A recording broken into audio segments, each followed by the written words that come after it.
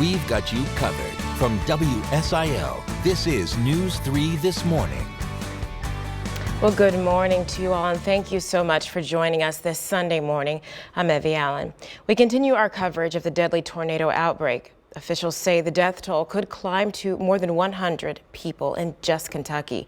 This is a look at the destruction in Mayfield.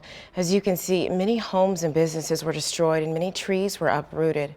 One area of concern is the Mayfield Consumer Products candle factory, of course. Now, this is drone footage of the factory that was completely leveled after the tornado passed through. Officials say there were other dangers inside the factory, including toxic chemicals and heavy machinery. This morning, the search continues for the missing. Right now, News 3's Dave Davis is live in Mayfield with a look at the damage. Dave. Good morning, Abby. As you mentioned, we are just right here, just right off of downtown Mayfield this morning. And getting in here is extremely tricky because obviously there's no power, there's no stoplights, so there are some makeshift stop signs or some stop signs that are set up in, at intersections. You got to look close for those. They're not widely displayed, so be careful if you are traveling down here. Take your time once you get down into this region. We talked to first responders yesterday. I spoke to the Graves County jailer, and I said, is there a hotline that people can call to check on loved ones, check on friends, family, anyone that may be in the Mayfield area? They said right now they do not have a hotline set up at this time. They said people have been calling dispatch, and that has been clogging the phone lines a little bit. They're not discouraging you from doing that, but that is the only way that they have for people to be able to check on their loved ones. Now, what you're taking a look at right now, we are over here just off of North Street, and if you take a look right back down through this area, back in this area is where the Graves County Church is, Graves County Courthouse. That's damage that we've been showing you images on. And we're going to kind of blind you a little bit with the lights here as we turn a little bit. Back this way is the candle factory that we've been talking about. But the area that we're standing at, we're in the edge of where the residential starts, where the houses are. And we can see a few of the houses that are still left up. This is what search and rescue crews are going to be going through today as well. They said they've been trying to go through residents, checking if anyone's home, checking, just looking for people. But another thing we wanted to show you this for is you can see these silos down here at the end of the street. This right here is about the edge of where this tornado came through. I mean, normally when we see these high wind situations, these are some of the things we've seen blown away, so you can really tell this is where the edge of it was, because it's just complete destruction back this way. Now, one of the things we want to point out is volunteering. If you do plan to try to volunteer, don't just come down here and start digging through rubble, doing any of that. What you need to do is you need to check in. They have two spots for that. CFSB Bank, which is on Route 45 on the north side of Mayfield.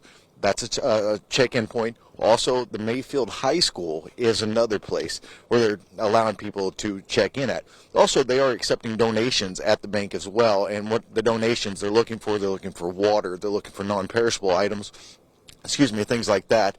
And as you can see my breath here, even my lips are starting to stick. It is extremely cold out here this morning. What their first responders are going through has just been incredible. Not just digging through the debris, but dealing with the elements as well. I mean, the extreme temperature change. It's a lot of work down here, and these folks have been working hard. Our thoughts and prayers with them down here in Mayfield. That's all we can do. We're going to stay down here and keep checking around and try to learn more information. There has been some good news. We did learn that 40 people were pulled alive out of the candle factory yesterday, rescued. They're going to continue those rescue efforts today with K-9 units to help them dig through the debris. For now, though, we are live in Mayfield. Ebby.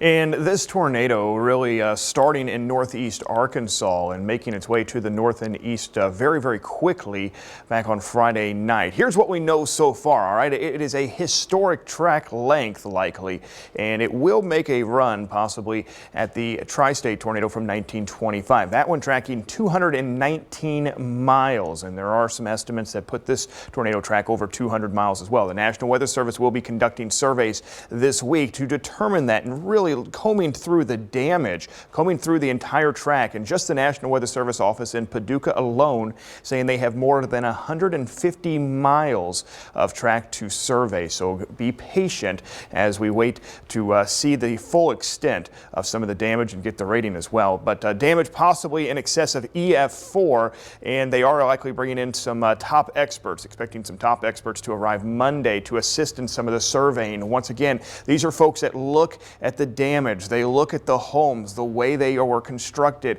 where they anchored down onto the concrete, where did they go, how far did some of the debris go. They are really going to look very well into how some of these structures were built. Again, the path length as well. So it'll be very interesting to see how the survey results come about coming up later on this week.